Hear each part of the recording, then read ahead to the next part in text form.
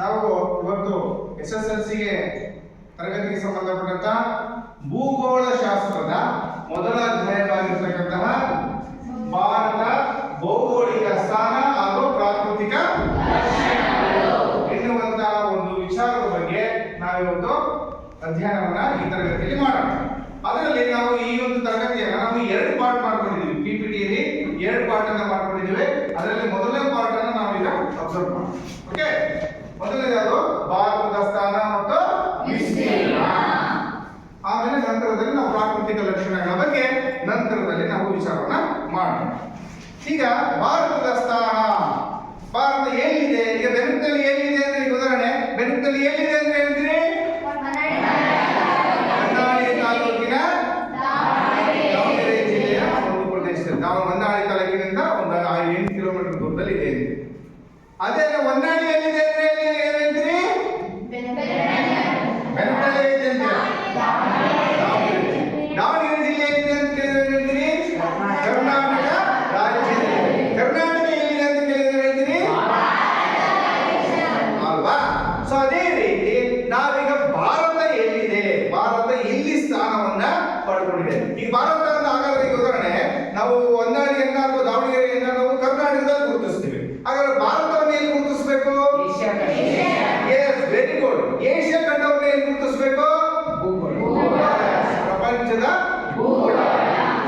ಹಾಗಾಗಿ ನಾವಿವತ್ತು ಭಾರತದ ಸ್ಥಾನ ಮತ್ತು ವಿಸ್ತೀರ್ಣ ಎಲ್ಲಿದೆ, ಏನು ಅದರ ವಿಸ್ತೀರ್ಣ ಎಷ್ಟು, ಭಾರತ ಎಲ್ಲಿ ಸ್ಥಾನವನ್ನ ಪಡ್ಕೊಂಡಿದೆ ಎನ್ನುವಂತಹ ವಿಚಾರದ ಬಗ್ಗೆ ನಾವು ಇವತ್ತು ಅಧ್ಯಯನವನ್ನ ಮಾಡೋಣ. ಓಕೆ, ಸೊ ಈ ಒಂದು ಅಧ್ಯಾಯದಲ್ಲಿ ಮೊದಲ ಭಾಗದಲ್ಲಿ ಏನು ಭಾರತ ಮತ್ತು ಸ್ಥಾನ ವಿಸ್ತೀರ್ಣ ಅಂತ ಹೇಳಿದಲ್ಲ, ಆ ಮೊದಲ ಭಾಗದಲ್ಲಿ ಈ ಅಧ್ಯಾಯದಲ್ಲಿ ಈ ಕೆಳಕಂಡಂತಹ ಅಂಶಗಳನ್ನು ನಾವು ತಿಳ್ಕೊಳ್ತೇವೆ. ಮೊದಲನೇದಾದಪ್ಪ ಅಂದ್ರೆ ಪ್ರಪಂಚ ಹಾಗೂ ಏಷ್ಯಾ ಖಂಡದಲ್ಲಿ ಭಾರತದ ಸ್ಥಾನ ಎಲ್ಲಿದೆ ನೋಡಿ. ಪ್ರಪಂಚದಲ್ಲಿ ನಾವು ಪ್ರಪಂಚದ ಭೂಪಟದಲ್ಲಿ ಹುಡುಕಬೇಕು. ಅದರಲ್ಲಿ ಯಾವುದು? ಏಷ್ಯಾ ಖಂಡದಲ್ಲಿ ಭಾರತವನ್ನು ಎಲ್ಲಿ ಸ್ಥಾನ ಪಡ್ಕೊಂಡಿದೆ ಅಂತ ತಿಳ್ಕೋಬೇಕು. ಎರಡನೇದಾಗಿ ಭಾರತದ ವಿಸ್ತೀರ್ಣ ಮತ್ತು ಮೇರೆಗಳು. ವಿಸ್ತೀರ್ಣ ಅಂದ್ರೆ ಸುತ್ತಳತೆ, ಪೂರ್ತಿ ಸುತ್ತಳತೆ, ಮತ್ತು ಮೇರೆಗಳು ಅಂದ್ರೆ ಎಲ್ಲಿಂದ ಇದ್ದಂಗೆ ಎಡ್ಜ್ ಪಾಯಿಂಟ್ ಅಂದ್ರೆ ಲಾಸ್ಟ್ ಪಾಯಿಂಟ್, ಎಂಡಿಂಗ್ ಪಾಯಿಂಟ್ ಅಂತ ಏನ್ ಕರಿತೀವಲ್ವಾ, ಸೊ ಅದನ್ನ ಮೇರೆಗಳು ಅಂತ ಕರಿತೀವಿ. ಎಲ್ಲಿ ಯಾವ ಎಷ್ಟು ಮೇರೆಗಳಿದ್ದಾವೆ ಅದರ ಬಗ್ಗೆ ವಿಚಾರವನ್ನ ಮಾಡೋಣ. ನಂತರ ಮೂರನೇ ಭಾಗ ಏನಪ್ಪ ಅಂದ್ರೆ ಭಾರತದ ನೆರೆಯ ರಾಷ್ಟ್ರಗಳು. ನೆರೆ ಅಂದ್ರೆ ಅಡ್ಡ ರಾಷ್ಟ್ರಗಳು. ಭಾರತಕ್ಕೆ ಗಡಿಭಾಗಕ್ಕೆ ಅಂಟಿಕೊಂಡಿರುವ ಹೊಂದಿಕೊಂಡಿರುವಂತಹ ರಾಷ್ಟ್ರಗಳು ಯಾವ್ಯಾವು ಎನ್ನುವಂತಹ 3 ವಿಚಾರಗಳ ಬಗ್ಗೆ ಈ ಮೊದಲ ಒಂದು ಟಾಪಿಕ್ ಅಲ್ಲಿ ನಾವು ವಿಚಾರಗಳನ್ನ ಮಾಡ್ತೇವೆ. ಅರ್ಥ ಆಯ್ತಲ್ಲ? ಯಾವ 3 ವಿಚಾರಗಳಂತ? ಪ್ರಪಂಚ, ಏಷ್ಯಾ ಖಂಡದಲ್ಲಿ ಭಾರತದ ಸ್ಥಾನವನ್ನು ನೋಡ್ತೀವಿ, ಭಾರತದ ವಿಸ್ತೀರ್ಣ ಮತ್ತು ಮೂರನೇದು ಭಾರತದ ರಾಷ್ಟ್ರಗಳು. ಈ 3 ವಿಚಾರಗಳ ಬಗ್ಗೆ ನಾವು ಈ ಒಂದು ಅಧ್ಯಾಯದಲ್ಲಿ ವಿಚಾರವನ್ನ ಮಾಡೋಣ. ಓಕೆ, ನೋಡ ಮೊದಲನೇದಾದ ಭಾರತದ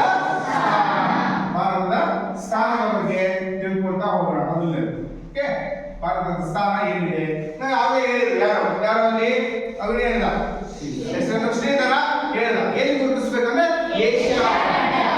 ವೆರಿ ಗುಡ್, ವೆರಿ ಗುಡ್. ಈಗ ನೋಡ್ತಾ ಹೋಗೋಣ ಭಾರತದ ಸ್ಥಾನ ಏನಿದೆ ನೋಡಿ. ಈಗ ನಿಮ್ಮ ಮುಂದೆ ಒಂದು ಪ್ರಪಂಚದ ಭೂಪಟ ತೆಗೆದುಕೊಂಡಿದ್ವಿ. ಎಷ್ಟು ಪ್ರಪಂಚದ ಭೂಪಟವನ್ನ ನಾವು ಇಲ್ಲಿ ತೋರಿಸ್ತಾ ಇದ್ದೀವಿ. ಇದರಲ್ಲಿ ನಮ್ಮ ಭಾರತ ಎಲ್ಲಿದೆ ಅನ್ನೋದನ್ನ ನಾವು ನೋಡ್ತೀವಿ. 4 ಭಾಗವಾಗಿ ಏನ್ ಮಾಡಿದೀವಿ, ವಿಭಜನೆಯನ್ನ ಮಾಡಿದ್ವಿ ಪ್ರಪಂಚದ ಭೂಪಟವನ್ನು ನೋಡಿ. ಒಂದು ಇದನ್ನ 2 ಭಾಗ ಮಾಡಿದ್ರೆ ಇದು ಉತ್ತರ, ಇದು ದಕ್ಷಿಣ. ಈಗ 2 ಭಾಗ ಮಾಡಿದ್ರೆ ಇದು ಪಶ್ಚಿಮ, ಇದು ಪೂರ್ವ ಪಶ್ಚಿಮ ಮತ್ತು ಉತ್ತರ ದಕ್ಷಿಣ. 4 ಭಾಗವಾಗಿ ಮಾಡಿದ್ವಿ. ಸೊ ಅದರಲ್ಲಿ ಯಾವ ಭಾಗದಲ್ಲಿದೆ? 2 ಭಾಗ ತಗೋಣ, ಉತ್ತರ ಮತ್ತು ದಕ್ಷಿಣ ಭಾಗವನ್ನು ತೆಗೆದುಕೊಳ್ಳೋಣ. ಅದರಲ್ಲಿ ಯಾವ ಭಾಗದಲ್ಲಿದೆ ನೋಡಿ ಭಾರತ? ಅಲ್ಲಿ ರೌಂಡ್ ಮಾರ್ಕ್ ಅಲ್ಲಿ ತಿರುಗ್ತಾ ಇದೆ ನೋಡಿ. ಯಾವ ಭಾಗದಲ್ಲಿದೆ? ಇದು ಮೇಲೆ ಉತ್ತರ, ಇದು ದಕ್ಷಿಣ. 2 ಭಾಗ ಇದೆ. ಇದರಲ್ಲಿ ಭಾರತ ಯಾವ ಭಾಗದಲ್ಲಿದೆ ಈಗ? Yes, very good. ಉತ್ತರ ಗೋಳಾರ್ಧ. Yes, very good, very good. ಹಾಗಾದ್ರೆ ಈಗ 4 ಭಾಗ ಮಾಡೋಣ. 4 ಭಾಗದಲ್ಲಿ ಏನಿದೆ?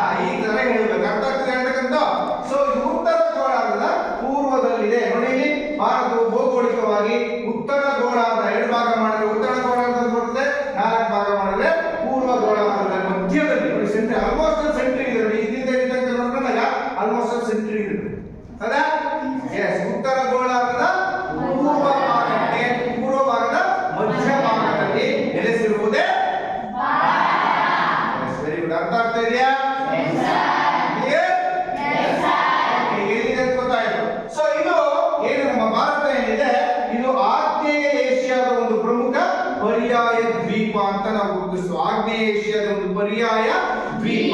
ಯಾಕೆ ಪರ್ಯಾಯ ದ್ವೀಪ ಅಂತ ಗೊತ್ತಿದೆಯಾ ನಿಮ್ಗೆ? ಯಾಕೆ ನಾವು ಅದನ್ನ ಭಾರತವನ್ನ ಒಂದು ಆಗ್ನೇಯ ಏಷ್ಯಾ ನೋಡಿ, ಅದನ್ನು ಕೂಡ ಏಷ್ಯಾ ಇದೆ ನೋಡಿ, ಕೇಳಿಸ್ತಿದೆ ನಿಮಗೆ? ಇದಿಷ್ಟು ಏಷ್ಯಾ ಇದೆ, ಏಷ್ಯಾ ಖಂಡ. ಏಷ್ಯಾ ಖಂಡದಲ್ಲೇ ನಮಗೆ ಅತ್ಯಂತ ದಕ್ಷಿಣಕ್ಕೆ ಇರುವಂತದ್ದು ಯಾವುದು? ಭಾರತ. ಅತ್ಯಂತ ನೋಡಿ, ಇದಷ್ಟು ಏಷ್ಯಾ ಖಂಡ ಅರ್ಥ ಆಗ್ತಿದೆ ಇಲ್ಲಿ. ಇದಷ್ಟು ಏಷ್ಯಾ ಖಂಡ, ಏಷ್ಯಾ ಖಂಡದಲ್ಲೇ ಅತ್ಯಂತ ದಕ್ಷಿಣಕ್ಕಿದೆ ಯಾವುದು? ಅದಕ್ಕೆ ಆಲ್ಮೋಸ್ಟ್ ದಕ್ಷಿಣದ ಸ್ವಲ್ಪ ಆಗ್ನೇಯ ಬರುತ್ತೆ. ಅದಕ್ಕೆ ಆಗ್ನೇಯ ದಿಕ್ಕಿನ ಒಂದು ಪರ್ಯಾಯ ದ್ವೀಪ. ಪರ್ಯಾಯ ದ್ವೀಪ ಅಂತ ಯಾಕೆ ಹೇಳ್ತೀವಪ್ಪ ಅಂತಂದ್ರೆ, ಮೂರು ಕಡೆ ನೀರಿದೆ. ಅರ್ಥ ಆಗ್ತಿದೆ? ನಮ್ಮ ದಕ್ಷಿಣದ ನೀರಿರೋದ್ರೆ ಏನಿದೋ ನೋಡಿ, ನಮ್ಮ ದಕ್ಷಿಣ ಭಾಗವನ್ನು ಗಮನಿಸಿ ನೀವು. ಉತ್ತರ ಭಾಗದ ಇದೆಲ್ಲ ಭೂಮಿ ಇದೆ. ಅರ್ಥ ಇಲ್ಲಿ ನೋಡ್ಬೇಕು. ಅರ್ಥ ಆಗ್ತಿದ್ಯಾ? ಇದಷ್ಟು ಕೂಡ ಭೂಮಿ ಇದೆ ಸುತ್ತಲೂ. ಇನ್ನು ಅರ್ಧ ಭಾಗ ಏನಾಗಿದೆ? ನೀರಿನ ಒಳಗಡೆ. ನೀರಿನ ಒಳಗಡೆ ಏನಾಗಿದೆ? ನಮ್ಮ ದಕ್ಷಿಣ ಭಾಗ ಚಾಚಿಕೊಂಡಿದೆ. ನೀರಿನ ಒಳಗಡೆ ಹೋಗೋ ತರ ಕಾಣಿಸ್ತಾ ಇದೆ ನೋಡಿ, ಕಾಣಿಸ್ತಾ ಇದೆ ಇಲ್ಲಿ ನೋಡಿ. ನೀರಿನ ಒಳಗಡೆ ದಕ್ಷಿಣ ಭಾಗ ಏನಾಗಿದೆ? ಸೇರ್ಕೊಂಡಿದೆ. ಹಾಗಾಗಿ ನಮಗೆ ಈ ಕಡೆ ಬಂದ್ರು ಅಷ್ಟೇ, ಈ ಕಡೆ ಬಂದ್ರೆ ಅರಬ್ಬಿ ಸಮುದ್ರ ಇದೆ, ಈ ಕಡೆ ಬಂದ್ರೆ ಬಂಗಾಳ, ಈ ಕಡೆ ಕೆಳಗಡೆ ಬಂದ್ರೆ ಹಿಂದೂ ಮಹಾಸಾಗರ. ಹಾಗಾಗಿ ಮೂರು ಕಡೆ ನೀರಿನಿಂದ ಆವೃತವಾಗಿದ್ದು ಒಂದು ಕಡೆ ಏನಾಗಿದೆ? ಇದೆ. ಅದಕ್ಕೆ ನಾವು ಏನ್ ಕರಿತೀವಿ? ಅದಕ್ಕೆ ಆಗ್ನೇಯ ಏಷ್ಯಾದ ಒಂದು ಪರ್ಯಾಯ ದ್ವೀಪವಾಗಿದೆ ಯಾವ್ದಪ್ಪ ಅಂದ್ರೆ ಭಾರತ. ಅರ್ಥ ಆಗ್ತಿದ್ಯಾ? ಎಸ್, ಕ್ಲಿಯರ್ ಆಯ್ತಾ? ಸೊ ಆಗ್ನೇಯ ಏಷ್ಯಾದ ಒಂದು ಪರ್ಯಾಯ ದ್ವೀಪ ಅಂತೇಳಿ ನಮ್ಮ ಭಾರತವನ್ನ ನಾವು ಕರೀಬಹುದಾಗುತ್ತೆ. ಈಗ ನಾವು ಭಾರತವನ್ನು ಈಗ ಸಂಪೂರ್ಣ ಭಾರತವನ್ನು ನಾವು ಇಲ್ಲಿ ಒಂದು ಚಿತ್ರಣವನ್ನು ಕೊಡ್ತಾ ಇದ್ದೇವೆ. ಇದು ಅಕ್ಷಾಂಶಿಕ ಮತ್ತು ರೇಖಾಂಶಿಕ ಸ್ಥಾನದಲ್ಲಿ ಹೇಳ್ತಾ ಹೋದ್ರೆ ಎಲ್ಲಿಂದ ಎಲ್ಲಿ ತನಕ ಅಕ್ಷಾಂಶದಲ್ಲಿ ಬರುತ್ತೆ? ಈಗ ನಮ್ಮ ಸಮಭಾಜಕ ವೃತ್ತದಿಂದ ನಾವು ಏನ್ ಮಾಡಬೇಕು? ಗುರುತಿಸಬೇಕು. ನೋಡಿ, ಇಲ್ಲಿಂದ ಸಮಭಾಜಕ ಗೋಳ ಏನಿದೆಯಲ್ಲ, ಆ ಸಮಭಾಜಕ ವೃತ್ತದಿಂದ ಎಷ್ಟು ಎತ್ತರದಲ್ಲಿದೆ? ಈಗ ನಾವು ಆಗಲೇ ಹೇಳಿದ್ವಿ, ನಾವು ಉತ್ತರ ಗೋಳಾರ್ಧ ಪೂರ್ವಕ್ಕಿದೆ ಅಂತ ಹೇಳಿದ್ವಿ. ಈಗ ಎಷ್ಟು ದೂರದಲ್ಲಿದೆ ಹೆಂಗ್ ಹೇಳಕ್ಕಾಗುತ್ತೆ? ಅದನ್ನ ನಾವು ಈ ರೀತಿ ಹೇಳ್ಬೇಕು. ಅದನ್ನ ನಾವು ಏನ್ ಮಾಡ್ಬೇಕು ಅಂದ್ರೆ ಅಕ್ಷಾಂಶ ಮತ್ತು ರೇಖಾಂಶವನ್ನು ಗುರುತಿಸಿಕೊಂಡು ಇಲ್ಲಿಂದ ಇಲ್ಲಿಂದ ಇಲ್ಲಿ ತನಕ, ಇಲ್ಲಿಂದ ಇಲ್ಲಿ ತನಕ ಸ್ಟಾರ್ಟ್ ಆಗುತ್ತೆ, ಇಲ್ಲಿಂದ ಇಲ್ಲಿ ತನಕ ಬರುವಂತದ್ದೇ ಭಾರತ ಅಂತ ಗುರುತಿಸಬೇಕು. ಹೇಗೆ ನೋಡೋಣ. ಈಗ ಭಾರತದ ಪ್ರಧಾನ ಭೂಭಾಗ ಅಂದ್ರೆ ಕೆಳಗಿನ ತಗೋಬೇಕು. ಯಾಕಂದ್ರೆ ಇದು ಕೆಳಗಿರೋದೇ ನಮಗೆ ಏನು? ಸಮಭಾಜಕ ವೃತ್ತ. ಸಮಭಾಜಕ ವೃತ್ತದಿಂದ ಮೇಲಿನ ಉತ್ತರ ಗೋಳಾರ್ಧದಲ್ಲಿ ಇರೋದ್ರಿಂದ ಅರ್ಥ ಆಗ್ತಿದೆಯಾ ಹೇಳೋದು? ಇದು ಭಾರತದ ಪ್ರಧಾನ ಭೂಭಾಗ ಅಂದ್ರೆ ಈ ಪಾಯಿಂಟ್. ಅರ್ಥ ಆಗ್ತಿದೆಯಾ ಹೇಳೋದು? ಪ್ರಧಾನ ಭೂಭಾಗ ನಮಗೆ 8.4 ಆರಂಭವಾಗುತ್ತೆ. ಎಷ್ಟರಿಂದ? ಈ ಪಾಯಿಂಟ್ ಕಾಣಿಸ್ತಿದೆ, ಒಂದು ಗೆರೆ ಹೋಗಿದೆ, ಕಾಣಿಸ್ತಿದೆ ಗೊತ್ತಿಲ್ಲ? ಇದು ಈ ಗ್ರೀನ್ ಕಲರ್ ಗೆರೆ ಹೋಗಿದೆಯಲ್ಲ, ಇದು ಲಾಸ್ಟ್ ಪಾಯಿಂಟ್. ಇದನ್ನ ನಾವು ಚಟುವಟಿಕೆ ಕೊಡ್ತೀನಿ, ಇದನ್ನ ಚಟುವಟಿಕೆ ಕೊಡ್ತೀನಿ. ಭಾರತದ ಒಂದು ಬರ್ಕೊಳ್ಳಿ, ನೀವು ಅದನ್ನ ಚಟುವಟಿಕೆಯನ್ನು ಬರ್ಕೊಳ್ಳಿ. ನಿಮಗೆ ಅದನ್ನ ನೋಡ್ಕೊಳ್ಳಿ ಸರಿಯಾಗಿ, ಅಂದ್ರೆ ಚಟುವಟಿಕೆ ಬರ್ಕೊಂಡು ಬರ್ಬೇಕಾಗ್ತದೆ. ಅರ್ಥ ಆಗುತ್ತಾ? ಭಾರತದ ಭೂಪಟವನ್ನು ಬರೆದು ಅಕ್ಷಾಂಶ ಮತ್ತು ರೇಖಾಂಶಗಳನ್ನ ಗುರುತಿಸುವುದು. ಓಕೆ, ಇದನ್ನು ಬರ್ಕೊಳ್ಳಿ. ಅಕ್ಷಾಂಶ ರೇಖಾಂಶಗಳೊಂದಿಗೆ ಭಾರತದ ಭೌಗೋಳಿಕ ಸ್ಥಾನವನ್ನ ಗುರುತಿಸುವುದು. ಇದನ್ನ ನೀವೇನ್ ಮಾಡಬೇಕು? ಸರಿಯಾಗಿ ಚಟುವಟಿಕೆಯನ್ನ ಮಾಡ್ಕೊಂಡು ಬರ್ಬೇಕಾಗುತ್ತೆ. ಇದನ್ನ ಸರಿಯಾಗಿ ನೋಡ್ಕೊಳ್ಳಿ. ನೋಡಿ, ಭಾರತದ ಭೂಭಾಗ ಎಲ್ಲಿಂದ ಎಲ್ಲಿಂದ 8.4 ಸಮಭಾಜಕ ವೃತ್ತದಿಂದ 8.4ಕ್ಕೆ ಆರಂಭವಾಗುತ್ತೆ. ಇಲ್ಲಿಗೆ ಸಮಭಾಜಕ ವೃತ್ತ ಇದನ್ನ ಅನ್ಕೊಳ್ಳಿ. ಕೆಳಗಡೆ ರೌಂಡ್ ಬ್ಯಾಗ್ ಗೋಳ ಇರುತ್ತಲ್ಲಪ್ಪ, ಗೋಳದಲ್ಲಿ ಸೆಂಟ್ರಿಗೆ ಹೋಗಿರುತ್ತೆ ಗೊತ್ತಾ ನಿಮಗೆ? 9ನೇ ಕ್ಲಾಸಲ್ಲಿ ಅಬ್ಸರ್ವ್ ಹೇಳಿರ್ತೀನಿ ನಾನು ನಿಮಗೆ. ಆ ಸೆಂಟ್ರಿಗೆ ಇರ್ತಕ್ಕಂತಹ ಸಮಭಾಜಕ ವೃತ್ತದಿಂದ ಅದೇನಾಗಿರುತ್ತೆ? ಈ ಪ್ರಧಾನ ಭೂಭಾಗ 8.4ರಿಂದ ಆರಂಭವಾಗುತ್ತೆ. ಅಪ್ ಟು ಇಲ್ಲಿ ತನಕ ಏನ್ ಈ ಗ್ರೀನ್ ಕಲರ್ ಕಾಣುತ್ತಲ್ಲ, ಇದು ಎಲ್ಲಿರುತ್ತೆ? 37.6 ಉತ್ತರ ಅಕ್ಷಾಂಶ. ಇದು ದಕ್ಷಿಣ ಅಕ್ಷಾಂಶ ಅಂದ್ರೆ ಇದು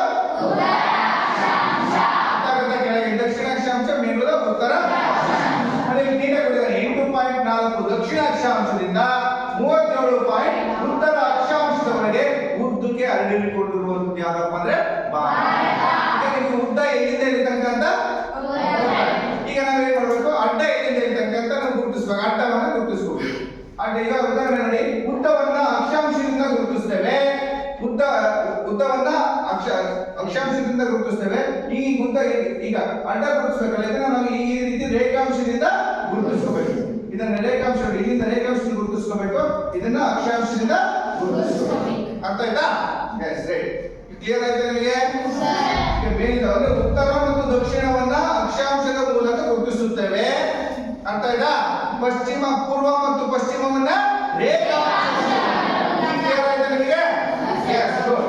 ಓಕೆ ನೋಡಿ, ಈಗ ಇದು ನಿಮ್ಗೆ ಗೊತ್ತಾಯ್ತು. ಇಲ್ಲಿಂದ ಇಲ್ಲಿ ತನಕ 8.4 ರಿಂದ 37.6 ಉದ್ದಕ್ಕೆ ಅಳ್ಕೊಂಡಿದೆ. ಈಗ ನಾವು ಮುಂದಿನ ನೋಡೋಣ.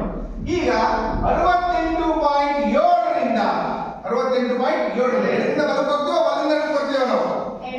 ಎಡದಿಂದ ನೋಡಿ. ಇಲ್ಲಿ 68 ಇಲ್ಲೊಂದು ಲೈನ್ ಅಂತ ಕಾಣಿಸ್ತಿದ್ಯಾ? ಇದರ ತುದಿ ನೋಡಿ, ಇಲ್ಲೇನು ಗುರುತಿಸಿಲ್ಲ, ಇದರ ತುದಿ ಇಲ್ಲೇನು ಗುರುತಿಸಿಲ್ಲ. ಅರ್ಥ ಆಗ್ತಿದೆ ನೋಡಿ? ಇದರ ತುದಿ ಇಲ್ಲಿ ಲಾಸ್ಟ್ ಬೋರ್ಡ್ ಇಲ್ಲಿ ತನಕ ಬಂದಿದೆ, ಹೌದಾ? ಹೌದಾ? ಇಲ್ಲಿ 68.7 ರಿಂದ ಇಲ್ಲಿಂದ ಆರಂಭವಾಗುತ್ತೆ. 68.7 ರಿಂದ 97.3 ಇದು ಯಾವುದು? ಪೂರ್ವ ರೇಖಾಂಶ. ಪಶ್ಚಿಮ ರೇಖಾಂಶ, 97.3 ಪೂರ್ವ ರೇಖಾಂಶಗಳವರೆಗೆ ಏನಾಗಿದೆ? ಈ 4 ಭಾಗಗಳ ನಡುವೆ ವಿಸ್ತರಿಸಿರುವುದೇ 8.4 ರಿಂದ 37. ಉತ್ತರ 37.6 ಉತ್ತರ ಅಕ್ಷಾಂಶ ಮತ್ತು ಇಲ್ಲಿ 68.7 ರಿಂದ 97.3 ನಡುಭಾಗದಲ್ಲಿ ಹಬ್ಬಿರುವುದೇ ಅಕ್ಷಾಂಶ ರೇಖಾಂಶ ಗುರುತಿಸೋದು ಗೊತ್ತಾಯ್ತಲ್ಲ? ಈ 4 ಚೌಕದ ಒಳಭಾಗದಲ್ಲಿ ಇರುವಂತಹ ಪ್ರದೇಶವೇ ಭಾರತವಾಗಿದೆ. ಈ ತರ ಗುರುತಿಸುವುದು ಯಾವುದು? ಭೌಗೋಳಿಕ ಸ್ಥಾನವನ್ನ ಅಕ್ಷಾಂಶ ಮತ್ತು ರೇಖಾಂಶ ಈ ರೀತಿ ನಾವೇನ್ ಮಾಡಬಹುದು? ಗುರುತಿಸಬಹುದು. ಈಗ ಹೆಸರು ಹೇಳ್ತೀರಾ? ಎಲ್ಲಿಂದ ಎಲ್ಲಿ ತನಕ ಅಕ್ಷಾಂಶ? 37.6 ಉತ್ತರ.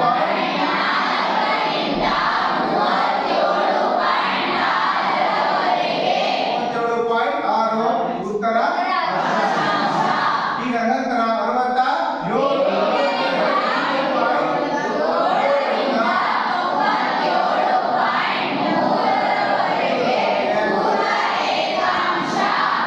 ರೇಖಾಂಶ.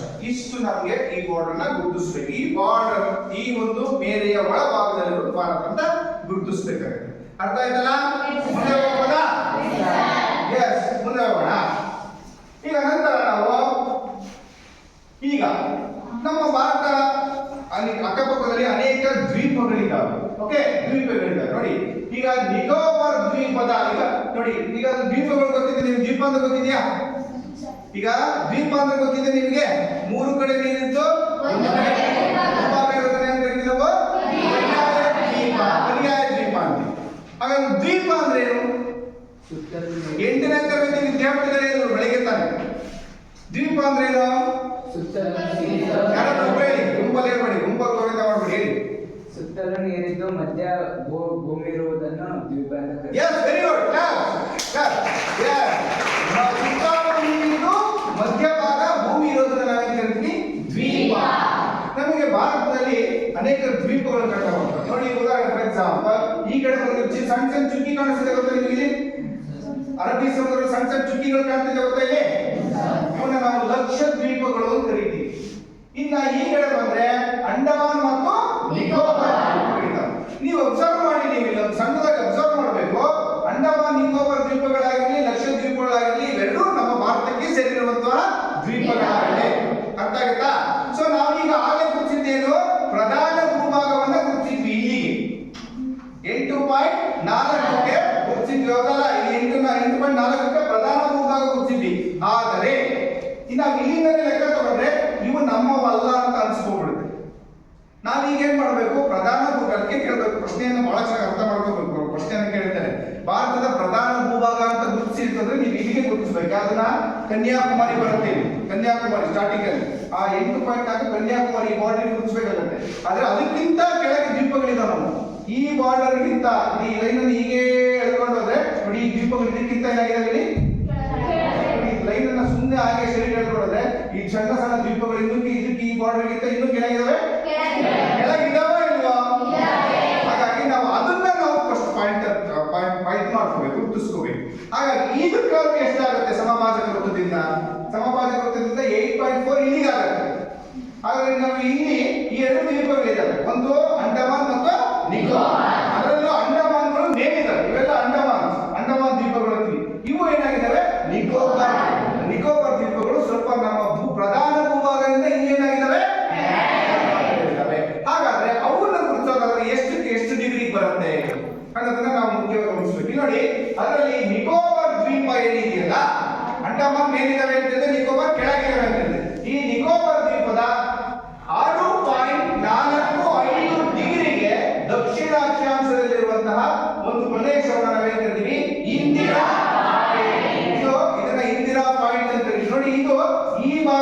ಇದು 8.4 ಆದ್ರೆ ಇದು 6.45 ಡಿಗ್ರಿ ಆಗುತ್ತೆ.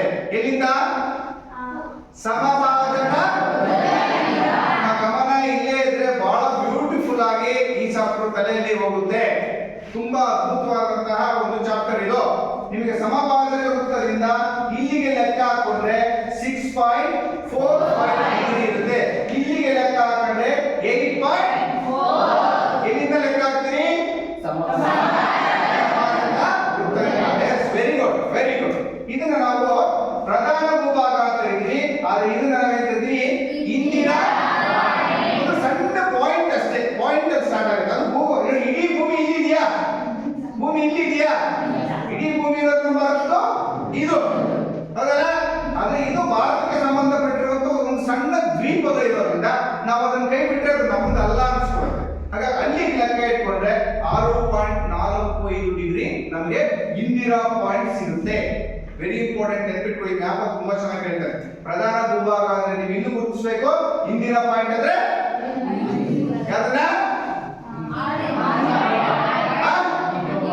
ನಿಕೋಬಾರ್. ಅದಕ್ಕೆ ನಾವು ಅದನ್ನ ದಿ ಗ್ರೇಟ್ ನಿಕೋಬಾರ್ ಅಂತ ಕರಿತೀವಿ. ದಿ ಗ್ರೇಟ್ ನಿಕೋಬಾರ್ ಅಂದ್ರೆ ನಮ್ದು ಇಂಡಿಯಾದ ಒಂದು ಪಾಯಿಂಟ್ ಸ್ಟಾರ್ಟ್ ಆಗೋದೇ ಇಲ್ಲಿಂದ, ನಿಕೋಬಾರ್ ಇಂದ. ಅದಕ್ಕೆ ಅದನ್ನ ನಾವು ಇಂದಿರಾ ಪಾಯಿಂಟ್ ಅಂದ್ರು ಅದೇನೆ. ಅಥವಾ ಭಾರತದ ಅತ್ಯಂತ ದಕ್ಷಿಣ ತುದಿ ಅಂದ್ರೆ ಇದೆ. ಯಾವುದು? ಇದು ಅತ್ಯಂತ ದಕ್ಷಿಣ ತುದಿ. ಇದಕ್ಕಿಂತ ಇನ್ನೂ ಕೆಳಗಿದೆ. ಯಾವುದು? ನಿಕೋಬಾರ್. ಅದಕ್ಕೆ ಭಾರತದ ಅತ್ಯಂತ ದಕ್ಷಿಣ ತುದಿ ಅಂದ್ರೆ ಇದನ್ನೇ ಗುರುತಿಸಬೇಕು. ಅಥವಾ ಇಂದಿರಾ ಪಾಯಿಂಟ್ ಅಂದ್ರೆ ನೀವು ಎರಡರಲ್ಲಿ ಯಾಕೆ ಕೇಳಿದ್ರು ಒಂದೇನೆ ಅರ್ಥ. ಇಂದಿರಾ ಪಾಯಿಂಟ್ ಅಂದ್ರು ಅದೇನೆ, ನಿಕೋಬಾರ್ ಅಲ್ಲಮ್ಮ. ಇಂದಿರಾ ಪಾಯಿಂಟ್ ಅಂದ್ರು ಅದೇನೆ, ಅತ್ಯಂತ ದಕ್ಷಿಣ ಕೂಡ ಇದೇ ಆಗಿರುತ್ತೆ. ಅರ್ಥ ಆಗುತ್ತಾ? ಕ್ಲಿಯರ್? ಎಷ್ಟು ಡಿಗ್ರಿ ಬರುತ್ತೆ? ಇದು ಎಲ್ಲಿಂದ? ಸಮಭಾಜಕ. ಇದು 6.45 ಡಿಗ್ರಿ ಬರುತ್ತೆ. ಇದು 8.4 ಡಿಗ್ರಿಗೆ ಇಲ್ಲಿಂದ ಸ್ಟಾರ್ಟ್ ಆಗುತ್ತೆ. ಈ ಇದನ್ನ ಪ್ರಧಾನ ಭೂಭಾಗ. ಇಡೀ ಟೋಟಲ್ ಭೂಮಿನ ಪ್ರಧಾನ ಭೂಭಾಗ ಅಂತೀವಿ. ಇದು ಒಂದು ಸಣ್ಣ ಭಾಗ ಅಷ್ಟೇ. ಇಂಡಿಯಾಕ್ಕೆ ಸೇರಿರೋದ್ರಿಂದ ಇದನ್ನ ಲೆಕ್ಕ ಇಟ್ಕೊಂಡ್ರೆ 6.45 ಬರುತ್ತೆ. ಇದನ್ನ ಲೆಕ್ಕ ಇಟ್ಕೊಂಡ್ರೆ 8.4. ಎಲ್ಲಿಂದ ಲೆಕ್ಕ ಇಟ್ಕೋಬೇಕು ಯಾವಾಗ ಅಂದ್ರೆ ಸಮಭಾಜಕ ಮಾಡ್ತೀವಿ. ಅರ್ಥ ಆಗುತ್ತಾ? ಈಗ ಎಲ್ಲಿಂದ ಸ್ಟಾರ್ಟ್ ಆಗುತ್ತೆ ಭೂಮಿ ಅಂತ ಅರ್ಥ ಆಯ್ತಲ್ಲ? ಸಮಭಾಜಕ ವೃತ್ತದಿಂದ ಇಲ್ಲಿಂದ ಸ್ಟಾರ್ಟ್ ಆಗುತ್ತೆ. ಇಂದಿರಾ ಪಾಯಿಂಟ್ ಎಲ್ಲಿಂದ ಸ್ಟಾರ್ಟ್ ಆಗುತ್ತೆ? ದಕ್ಷಿಣ. ಇಂದಿರಾ ಪಾಯಿಂಟ್ ಎಷ್ಟು ಡಿಗ್ರಿಯಿಂದ ಸ್ಟಾರ್ಟ್ ಆಗುತ್ತೆ? ಪ್ರಧಾನ ಭೂಭಾಗ ಎಲ್ಲಿಂದ ಸ್ಟಾರ್ಟ್ ಆಗುತ್ತೆ? ಓದಕ್ಕೆ ಯಾರು ಡೌಟ್ ಇಲ್ಲ ಅನ್ಕೋತೀನಿ. ಮುಂದೆ ಹೋಗ್ಬೋದಾ? ಇದನ್ನ ನಿಮಗೆ ಪ್ರಶ್ನೆಗಳಿಗೆ ಉತ್ತರ ಕೇಳ್ತಾರೆ. ನಿಮಗೆ ಎಕ್ಸಾಮ್ ಅಲ್ಲಿ ಕೇಳ್ತಾರೆ, 1 ಮಾರ್ಕ್ಸ್ ಕೇಳ್ತಾರೆ. ಭಾರತದ ಇಂದಿರಾ ಪಾಯಿಂಟ್ ಅಂತ ಕೇಳಿದ್ರೆ ನೀವು 6.4 ಇದಕ್ಕೆ ಬರುತ್ತೆ, ಇಲ್ಲಿ ಬರುತ್ತೆ. ಅಥವಾ ಭಾರತದ ದಕ್ಷಿಣ ತುದಿ ಅಂದ್ರೆ ಇದನ್ನೇ ಗುರುತಿಸಬೇಕಾಗುತ್ತೆ. ಆದರೆ ಪ್ರಧಾನ ಭೂಭಾಗವನ್ನು ಗುರುತಿಸಿದ ತಕ್ಷಣ ಇಲ್ಲಿ ಗುರುತಿಸಬೇಕು. 8.4ಕ್ಕೆ ಇದು ಪ್ರಧಾನ ಭೂಭಾಗ. ಭೂಮಿ ನಮ್ ಜಾಸ್ತಿ ಇಲ್ಲಿದೆಯಾ? ಇಲ್ಲಿದೆಯಾ? ನಮ್ಮ ಭಾರತ ಭೂಮಿ. ಅದಕ್ಕೆ ಇಲ್ಲಿ ಗುರುತಿಸಬೇಕು. ಅರ್ಥ ಆಗುತ್ತಾ? ಕ್ಲಿಯರ್? ಮುಂದೆ ಹೋಗೋದಾ? S, right. ಈಗ ಮುಂದೆ ಹೋಗೋಣ. ಇದಕ್ಕೆ ಪ್ರತಿಯಾಗಿ ನೋಡಿ, ಇದಕ್ಕೆ ಪ್ರತಿಯಾಗಿ ಇಲ್ಲಿ ಕನ್ಯಾಕುಮಾರಿ 8.4 ಇದೆ. ಅದರಲ್ಲಿ ನೋಡಿ, ಇದು ಅತ್ಯಂತ ದಕ್ಷಿಣದ ತುದಿಯನ್ನ ನೀವು ಗುರುತಿಸಿದ್ರಿ. ಈಗ ಯಾವುದು? ನಿಕೋಬಾರ್ ದ್ವೀಪಗಳಲ್ಲಿ ಅತ್ಯಂತ ದಕ್ಷಿಣದ ತುದಿ ಬರೋದಲ್ಲಿ ನಿಕೋಬಾರ್ ದ್ವೀಪಗಳು. ಹೌದಾ? ಹಾಗಾದ್ರೆ ಅತ್ಯಂತ ಉತ್ತರದ ತುದಿ ಯಾರು ನೋಡ್ಬೇಕಲ್ಲ? ಇದಕ್ಕೆ ಪ್ರತಿಯಾಗಿ ಇದು ವಿರುದ್ಧ ಇದು ದಕ್ಷಿಣದ ತುದಿ ಆದ್ರೆ ಈಗ ನಾವು ಟಾಪ್ ಗುರುತಿಸ್ಬೇಕಲ್ಲ. ಅತ್ಯಂತ ಉತ್ತರದ ತುದಿ. ಈಗ ಅತ್ಯಂತ ದಕ್ಷಿಣದ ತುದಿಯನ್ನ ನಿಮ್ಗೆ ಗೊತ್ತಾಯ್ತು. ಯಾವುದು? Very good. ಓಕೆ. ಈಗ ಅತ್ಯಂತ ಉತ್ತರದ ತುದಿಯನ್ನು ಗುರುತಿಸಬೇಕಲ್ಲ. ಹಾಗಾಗಿ ಇದಕ್ಕೆ ಪ್ರತಿಯಾಗಿ ವಿರುದ್ಧವಾಗಿ ನೋಡಿದ್ರೆ ಜಮ್ಮು ಕಾಶ್ಮೀರದಲ್ಲಿರತಕ್ಕಂಥ ಇಂದಿರಾ ಪೂಲ್. ಇದು ವೆರಿ ಇಂಪಾರ್ಟೆಂಟ್. ನಾನು ಕೇಳ್ತಾನೆ ಇಂದಿರಾ ಪೂಲ್. ಇದು ಇಲ್ಲಿ ಬರ್ತಕ್ಕಂಥದ್ದು ಕಾಣಿಸ್ತಾ ಇದೆಯಲ್ಲ? ಇದು ನೋಡಿ, ಇದು ಇದು ಇದು ಇದು ಇದೆಯಾ?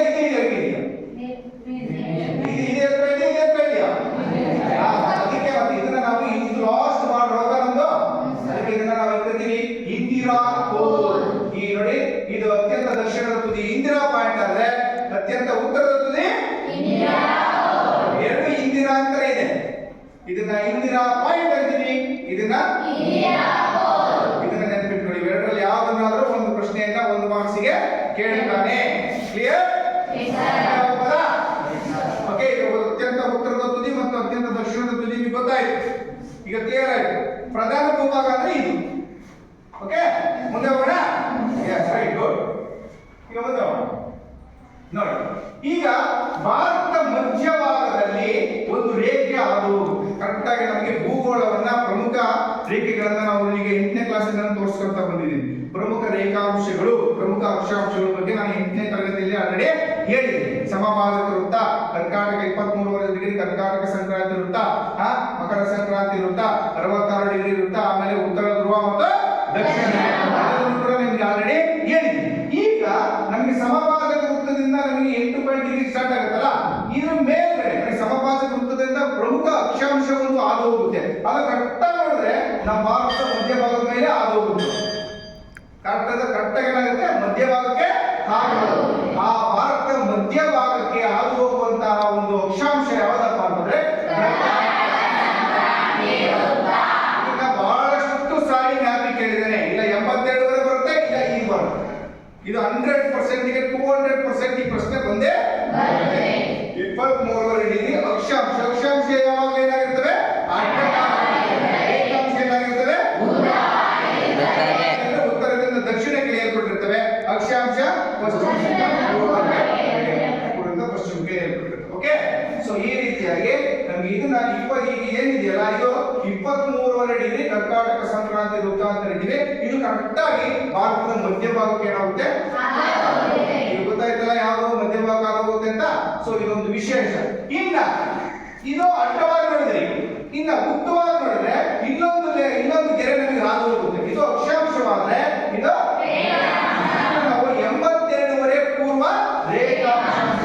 ಇದು ಕರೆಕ್ಟ್ ಆಗಿ ಭಾರತದ ಮಧ್ಯಭಾಗಕ್ಕೆ ಹಾದು ಹೋಗುವಂತಹ ರೇಖಾಂಶ. ಅಕ್ಷಾಂಶ 23 ಡಿಗ್ರಿ ಕರ್ಕಾಟಕ ಸಂಕ್ರಾಂತಿ ವೃತ್ತ ಆದ್ರೆ ಕರೆಕ್ಟ್ ಆಗಿ ಉತ್ತರದಿಂದ ದಕ್ಷಿಣಕ್ಕೆ ಹಾದು ಹೋಗುವಂತಹ ಮಧ್ಯ ರೇಖೆ ಯಾವ್ದಪ್ಪ ಅಂತಂದ್ರೆ 82 ಪೂರ್ವ ರೇಖಾಂಶ. ಯಾಕಂದ್ರೆ ಪಶ್ಚಿಮ ರೇಖಾಂಶ ಅನ್ನಲ್ಲ, ಯಾಕಂದ್ರೆ ಪೂರ್ವ ರೇಖಾಂಶನೇ ಅಂತೀವಿ. ಯಾರಾದ್ರೂ ಹೇಳ್ತೀರಾ ಸರ್? ಅದು ಉತ್ತರದಿಂದ ದಕ್ಷಿಣಕ್ಕೆ ಆಗ್ತದೆ. ನಾನು ಕೇಳ್ತಿರೋ ಪ್ರಶ್ನೆ ಅರ್ಥ ಮಾಡ್ಕೋಬೇಕು. ಏನಂದ್ರೆ ನಾನು ರೇಖಾಂಶ ಮಧ್ಯಭಾಗಕ್ಕೆ ಹಾದು ಹೋಗುವಂತ ರೇಖಾಂಶವನ್ನಲ್ಲಿ ತೋರಿಸ್ತಾ ಇದ್ದೀನಿ. ಹೌದಲ್ಲ, ಈ ಡಾಟ್ ಅಲ್ಲಿ ಒಂದು ಲೈನ್ ಹಾದು ಹೋಗಿದೆ, ರೇಖಾಂಶ ತೋರಿಸ್ತಾ ಇದ್ದೀನಿ. ಇದು ಅಕ್ಷಾಂಶ ಮಧ್ಯಭಾಗಕ್ಕೆ ಹಾದು ಹೋಗುವಂತದ್ದು. ಈಗ ನಾವು ಮಧ್ಯಭಾಗಕ್ಕೆ ಹಾದು ಹೋಗುವಂತಹ ರೇಖಾಂಶವನ್ನು ನಾನು ಇಲ್ಲಿ ತೋರಿಸಿದ್ದೀನಿ.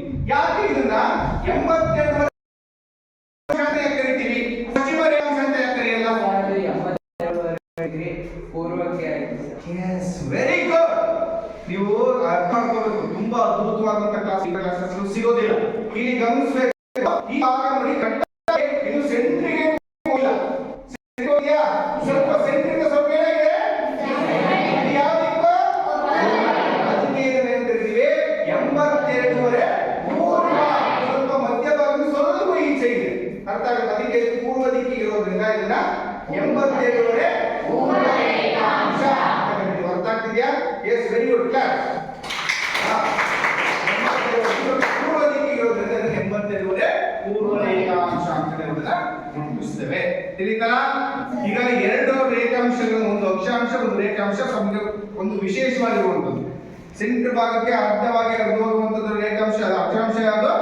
ಕರ್ಕಾಟಕ ಸಂಕ್ರಾಂತಿ. ಇದು ಅಕ್ಷಾಂಶ ಅಂತ ಕರೀತೀವಿ. ಓಕೆ, ಉದ್ದವಾಗಿ ಮಧ್ಯಭಾಗ ಹರಿದು ಬರುವಂತಹ ರೇಖಾಂಶ ಯಾವುದು? 82. ಅದಕ್ಕೆ ಡಿಗ್ರಿ ಏನು ಬೇಕು, ತುಂಬಾ ಇಂಪಾರ್ಟೆಂಟ್. ಇದನ್ನು ಬರೆದಿಟ್ಕೊಳ್ಳಿ.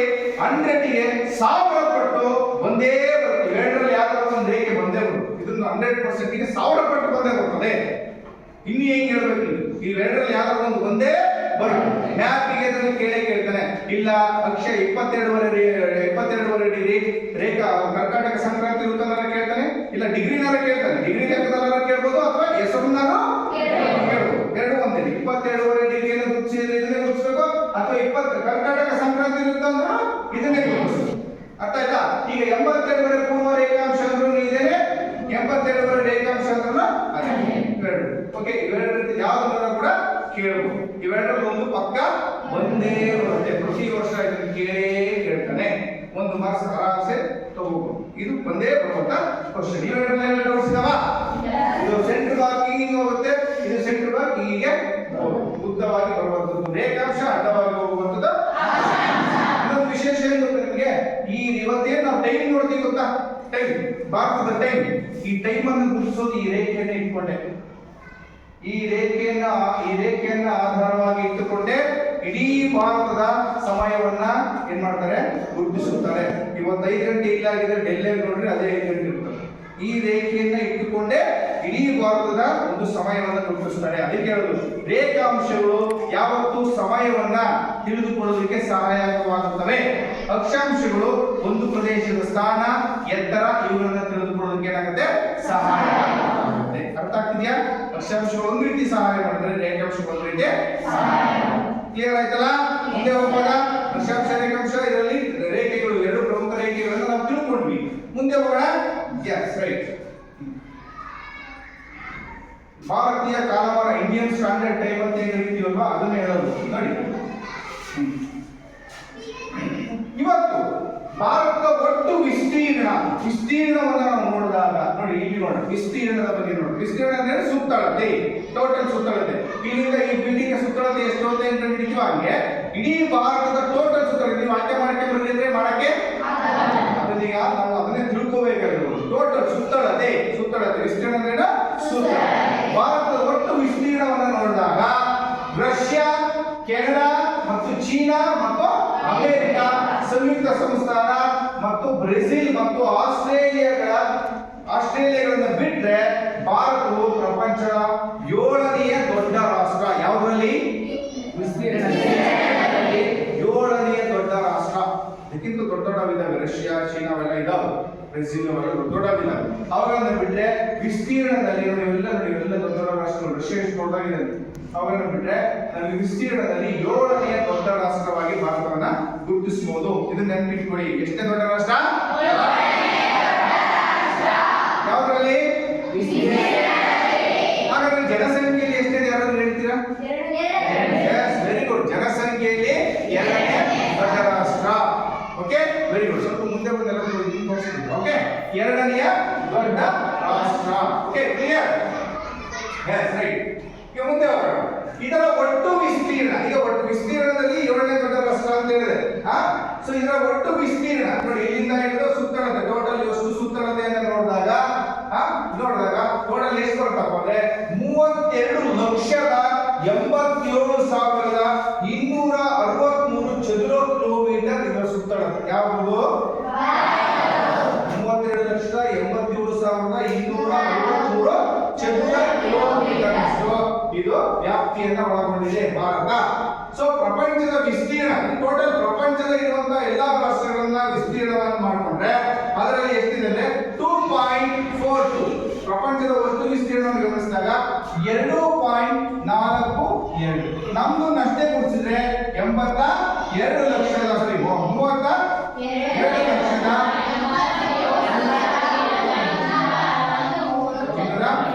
ಇದು ನಮ್ದು ಮಾತ್ರ, ಇದು ಭಾರತದ ಮಾತ್ರ ವಿಸ್ತೀರ್ಣ. ನಮ್ಮ ಇಡೀ ಪ್ರಪಂಚದಲ್ಲಿರುವಂತಹ ಎಷ್ಟು ಸ್ಟೇಟ್ಗಳಿದಾವಲ್ಲ, ರಾಷ್ಟ್ರಗಳಿದಾವಲ್ಲ, ಅವನ್ನೆಲ್ಲವನ್ನು ಲೆಕ್ಕ ಇಟ್ಕೊಂಡ್ರೆ ನಮ್ಮ ಭೂಮಿ ಎಷ್ಟಿರುತ್ತಪ್ಪ ಅಂದ್ರೆ 2.42. ಇಡೀ ಪ್ರಪಂಚದ ಎಲ್ಲಾ ರಾಷ್ಟ್ರಗಳನ್ನ 100% ಲೆಕ್ಕ ಇಟ್ಕೊಂಡ್ರೆ ನಮ್ಮ ಭೂಮಿ ಇರುವಂತದ್ದು ಎಷ್ಟಪ್ಪ ಅಂದ್ರೆ 2.42. ನಮ್ಮ ಭಾರತದ ವಿಸ್ತೀರ್ಣ ತಗೊಂಡ್ರೆ ಇಷ್ಟು 32,00,500.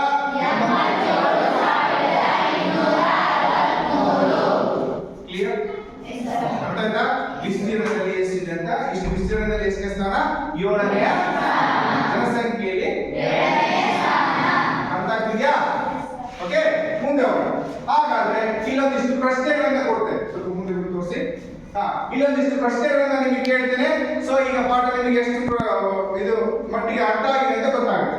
ಈಗ ಭಾರತವು ಏಷ್ಯಾ ಖಂಡದ ಡ್ಯಾಶ್ ಭಾಗದಲ್ಲಿದೆ. ಒಬ್ಬೊಬ್ಬರು ಹೇಳ್ಬೇಕು, ಏಷ್ಯಾ ಖಂಡದ ಯಾವ ಭಾಗದಲ್ಲಿದೆ? S, very good. ಹೇಳಿ. ದಕ್ಷಿಣ Bharat. Yes, very good. Asia ಖಂಡದ ದಕ್ಷಿಣ ಭಾರತ. ಉತ್ತರ ಸರಿಯಾಗಿದೆ ನೋಡಿ. ಕರೆಕ್ಟಾ? Yes, very good. ಕ್ಲಾಸ್. ಸುಮ್ಮನೆ ಕೂತ್ಕೊಂಡು ನಾನು ನಿಮಗೆ ಎಲ್ಲರಿಗೂ ಪಾಠ ಮಾಡಿದ್ದೇನೆ. ಎಲ್ಲರೂ ಗಮನ ಇಟ್ಟು ಪ್ರಶ್ನೆಗೆ ಉತ್ತರವನ್ನೇ ಹೇಳಬೇಕು. ಎರಡನೇ ಪ್ರಶ್ನೆ ನೋಡೋಣ. ಭಾರತದ ಒಟ್ಟು ವಿಸ್ತೀರ್ಣ ಎಷ್ಟು? ಒಟ್ಟು ವಿಸ್ತೀರ್ಣ ಎಷ್ಟು? 32,87,263. 32 ಒಂದ್ ಸೆಕೆಂಡ್. 32,87,263.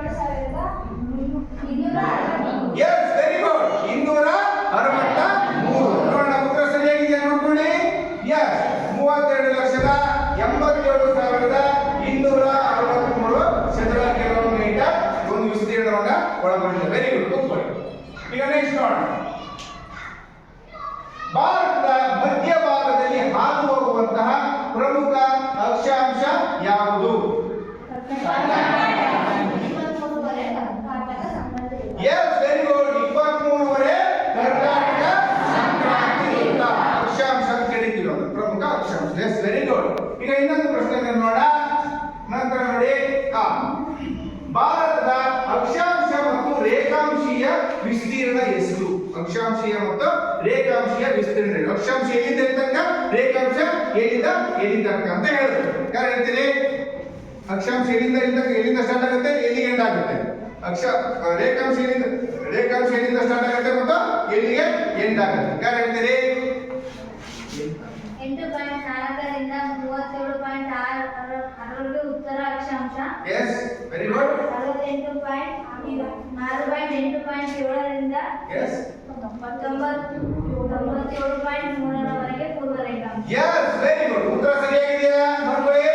S, very good. 8.4 ಉತ್ತರ ಅಕ್ಷಾಂಶದಿಂದ 37 ಉತ್ತರ ಅಕ್ಷಾಂಶದವರೆಗೆ ಹಬ್ಬಿರುವಂತದ್ದು. ಮತ್ತೆ ಇನ್ನ ಪೂರ್ವ ಪಶ್ಚಿಮವಾಗಿ ನೋಡಿದ್ರೆ 68.7 ರಿಂದ ಪೂರ್ವ ರೇಖಾಂಶದಿಂದ 97.25 ಪೂರ್ವ ರೇಖಾಂಶದವರೆಗೆ ಆ ಸುತ್ತಳತೆಯಲ್ಲಿ ಹಬ್ಬಿಕೊಂಡಿರುವಂತದ್ದು ಯಾವುದು? Bharat. Yes, very good, very good. Clear? Yes, ಇಷ್ಟು ನಮಗೆ ಈ ಒಂದು ಪಾಠದಲ್ಲಿ ಬರ್ತಕ್ಕಂಥ ಪ್ರಮುಖ ವಿಚಾರಗಳು. ಈ ಒಂದು ತರಗತಿಯಲ್ಲಿ ಮಕ್ಕಳೇ ನಾವು ಏನನ್ನ ಗಮನಿಸಿದ್ವಪ್ಪ ಅಂದ್ರೆ, ಭಾರತ ನಮ್ಮ ಮಾತೃಭೂಮಿ. ಭಾರತ ಪ್ರಪಂಚದಲ್ಲಿ ಎಷ್ಟನೇ ಸ್ಥಾನವನ್ನ, ವಿಸ್ತೀರ್ಣದಲ್ಲಿ ಎಷ್ಟನೇ ಸ್ಥಾನ ಪಡ್ಕೊಂಡಿದೆ, ಆಮೇಲೆ ಪ್ರಪಂಚದ ಭೂಪಟದಲ್ಲಿ ಯಾವ ಖಂಡದಲ್ಲಿದೆ, ಆ ಪ್ರಪಂಚದಲ್ಲಿ ಆ ಖಂಡದಲ್ಲಿ ಯಾವ ರೀತಿ ಗುರುತಿಸಬೇಕು, ಯಾವ ಅಕ್ಷಾಂಶ ಮತ್ತು ರೇಖಾಂಶಗಳ ಮೂಲಕ ಭಾರತವನ್ನ ಸ್ಥಾನ ಎಲ್ಲಿದೆ ಅನ್ನೋದನ್ನ ತಿಳ್ಕೊಂಡ್ವಿ. ಆಮೇಲೆ ಜೊತೆಗೆ ಇನ್ನು ಮುಂತಾದಂತ ಅಂಶಗಳನ್ನ, ಆಮೇಲೆ ಈ ತರದ ಅನೇಕ ಒಂದು ವಿಶೇಷತೆಗಳನ್ನ ನಾವು ಈ ಒಂದು ಪಾಠದಲ್ಲಿ ಗಮನವನ್ನ ಹರಿಸ್ಕೊಂಡ್ವಿ. ಇನ್ನೊಂದು ಸ್ವಲ್ಪ ಮುಂದೆ ಹೋಗೋಣ. ಇದು ನಮಗೆ ನೋಡಿ, ಪೂರ್ವ ಮತ್ತು ಪಶ್ಚಿಮವಾಗಿ ನೋಡಿದ್ರೆ, ಇಲ್ಲಿಂದ ಪೂರ್ವದಿಂದ ಪಶ್ಚಿಮಕ್ಕೆ ನೋಡಿದ್ರೆ ಸುಮಾರು ನೋಡ್ಕೊಳ್ಳಿ 2933 ಕಿಲೋಮೀಟರ್ ಆಗಲೇ ಇದೆ. ಇಲ್ಲಿಂದ ಇಲ್ಲಿಂದ ಅರ್ಥ ನೋಡಿ. ಈ ಭಾಗದಿಂದ ಪೂರ್ವದಿಂದ ಪಶ್ಚಿಮಕ್ಕೆ ನೋಡಿದ್ರೆ 2933 ಕಿಲೋಮೀಟರ್ ಅಗಲವಾಗಿದೆ. ಹಾಗಾಗಿ ಉದ್ದ ಎಷ್ಟು ನೋಡೋಣ? ಇಲ್ಲಿಂದ ಇಲ್ಲಿ ತನಕ ಉತ್ತರದಿಂದ ದಕ್ಷಿಣಕ್ಕೆ ನೋಡಿದಾಗ 3214 ಕಿಲೋಮೀಟರ್ ಉದ್ದವಾಗಿದೆ. ದರ್ಶನ್, ಇಲ್ಲೇ ಇದ್ದೀನಿ, ಗಮನಿಸ್ತಾ ಇದ್ದೀನಿ ಪಾಠವನ್ನ. ಸೊ ಇಲ್ಲಿ ಪೂರ್ವ ಮತ್ತು ಪಶ್ಚಿಮ ಮತ್ತು ಉತ್ತರ ಮತ್ತು ದಕ್ಷಿಣವಾಗಿ ಎಷ್ಟು ಕಿಲೋಮೀಟರ್ ದೂರದಲ್ಲಿದೆ ಅಳತೆಯನ್ನ ನಾವು ಗಮನಿಸಬೇಕಾಗುತ್ತೆ. ಓಕೆ, ಸೊ ಇದನ್ನು ಗಮನಿಸಿ. ನಂತರ ಮುಂದೆ ನೋಡ್ತಾ ಹೋದ್ರೆ ಮೇರೆಗಳು ಅಂದ್ರೆ ಲಾಸ್ಟ್ ಎಡ್ಜ್ ಪಾಯಿಂಟ್ ಅಂತ ಗುರುತಿಸ್ತೇವೆ. ಭಾರತ ಇನ್ನೊಂದು ನೋಡಿ, ಭಾರತ ಬಹಳ ವಿಶೇಷವಾದಂತ ರಾಷ್ಟ್ರ. ಯಾಕೆ ಗೊತ್ತಾ? ನಮ್ಮ ಭಾರತ ಅಬ್ಸರ್ವ್ ಮಾಡಿ ನೀವು, ಭೂಮಿ ಮೇಲೇನೂ ಇದೆ, ಜಲ ಮೇಲೂ ಇದೆ. ಎರಡರಿಂದ ನೋಡಿ ಕರೆಕ್ಟಾಗಿ ಅರ್ಧ ಭಾಗಕ್ಕಿದ್ದಂಗಿದೆ. ಅಬ್ಸರ್ವ್ ಮಾಡ್ತಾ ಇದ್ದೀರಾ? ನೋಡಿ, ಇಲ್ಲಿ ನೋಡಿ, ಇಲ್ಲಿಂದ ಕೆಳಗೆ ನೋಡ್ಕೊಳ್ಳಿ. ಈ ಭಾಗದಿಂದ ಇಲ್ಲಿಂದ ಸುತ್ತಳತೆ ನೋಡ್ತಾ ಬಂದ್ರೆ ಇಲ್ಲಿಂದ ಇಲ್ಲಿ ತನಕ ಬಂದು ನೋಡಿ, ಇವೆಲ್ಲ ಸುತ್ತಳತೆ ಭೂಭಾಗ ಅಂತ ಕರೀತೀವಿ, ಭೂಗಡಿ ಅಂತ ಕರೀತೀವಿ. ಏನಿದೆ? ಗಡಿ ಭಾಗ ಭೂಮಿ ಇದೆ, ಅದರಿಂದ ಅದಕ್ಕೆ ಗಡಿ ಭೂಮಿಗೆ ಅಂಟಿಕೊಂಡಿದೆ ನಮ್ಮ ಗಡಿ ಭಾಗ. ಇನ್ನು ಅರ್ಧ ಭಾಗ ನೋಡಿ, ಇಲ್ಲಿಂದ ಸುತ್ತಳತೆ ಬನ್ನಿ, ಇಲ್ಲಿಂದ ಇಲ್ಲಿ ತನಕ ಬನ್ನಿ. ಇದು ಯಾವ್ದು ಕಂಡುಕೊಂಡಿದೆ? Very good. ಸೊ ನಮ್ಮ ಭೂಭಾಗ ಎಷ್ಟು ಚೆನ್ನಾಗಿದೆ ಅಂದ್ರೆ, ಅರ್ಧ ಭೂಭಾಗ ಗಡಿ ಭಾಗ ಭೂಗಡಿ ಇದೆ, ಇನ್ನರ್ಧ ಸ್ವಲ್ಪ ಜಲಗಡಿಗಿಂತ ಭೂಗಡಿ ಸ್ವಲ್ಪ ಏನಾಗಿದೆ, ಸ್ವಲ್ಪ ಜಾಸ್ತಿ. ನೋಡಿದಾಗ ನಿಮ್ಗೆ ಅರ್ಧ ಇದೆ ಕಾಣಿಸುತ್ತೆ, ಬಟ್ ನಾವು ಅಳತೆ ನೋಡಿದಾಗ ಭೂಗಡಿ ಸ್ವಲ್ಪ ಜಲಗಡಿಗಿಂತ ಗಡಿ ಅಂದ್ರೇನು? ಅಂತಿಮ ಭಾಗ, ಲಾಸ್ಟ್ ಎಂಡ್ ಪಾಯಿಂಟ್ ಅಂತ ಕರೀತೀವಿ. ಲಾಸ್ಟ್ ಪಾಯಿಂಟ್ ಅಂತ ಕರೀತೀವಲ್ಲ, ಇದನ್ನ ನಾವು ಗಡಿ ಅಥವಾ ಮೇರೆ ಅಂತ ಕರೀತೀವಿ. ಲಾಸ್ಟ್ ಎಂಡ್ ಪಾಯಿಂಟ್ ಅಂತ ಕರೀತೀವಿ. ಉದಾಹರಣೆಗೆ ಇದು ಲಾಸ್ಟ್ ಎಂಡ್, ಲಾಸ್ಟ್ ಅಲ್ಲಿಂದ ಬೇರೆ ಬರುತ್ತೆ. ಅರ್ಥ ಆಯ್ತಾ? ಅಲ್ಲಿ ಓಕೆ, ನಮಗೆ ಗಡಿ ಭಾಗ ಜಲಗಡಿನೂ ಇದೆ, ಸೊ ಅದನ್ನ ನೋಡ್ತಾ ಹೋಗೋಣ. ಓಕೆ, ಭೂಗಡಿ ಮತ್ತು ಜಲಗಡಿ ಎರಡನ್ನೂ ಪ್ರಾಬ್ಲಮ್ ಇದೆ. ಸೊ ಈಗ ಭೂಮಿ ಏನಿದೆ ಗೊತ್ತಾ ಅಂದ್ರೆ, ಇಲ್ಲಿಂದ ಹಿಡಿದು ಸುತ್ತಳತೆ, ಇಲ್ಲಿಂದ ಹಿಡಿದು ಇಲ್ಲಿ ತನಕ ಅಷ್ಟೇ. ಈ ಇದನ್ನ ಗಡಿ ನೋಡಿದ್ರೆ ಅದು 15,200 ಕಿಲೋಮೀಟರ್. ಎಷ್ಟಿದೆ? 200 ಕಿಲೋಮೀಟರ್. ಇಲ್ಲಿಂದ ಸ್ಟಾರ್ಟ್ ಆಗಿ ಇದನ್ನ ಹೆಂಗೆ ಲೆಕ್ಕ ಹಾಕೊಂಡ್ರೆ, ಇದನ್ನು ಸುತ್ತರ್ಕೊಂಡು ಹಿಂಗೆ ಲೆಕ್ಕ ಇಟ್ಕೊಂಡ್ರೆ 15,200 ಕಿಲೋಮೀಟರ್ ಇದೆ ಅನ್ನೋದು ಕೂಡ ಇದೆ. ಸೊ ಇನ್ನೊಂದು, ಕೆಲವೆಡೆ ದೇಶದ ಎಲ್ಲಾ ಭಾಗಗಳಲ್ಲೂ ಕೂಡ ನೈಸರ್ಗಿಕ ಗಡಿಗಳು ಬಹುತೇಕ ಈ ತರದ ಟೋಟಲ್ ಇರ್ತಕ್ಕಂಥ 15,200 ಕಿಲೋಮೀಟರ್ ಗುರುತಿಸ್ತಾರೆ. Okay, clear?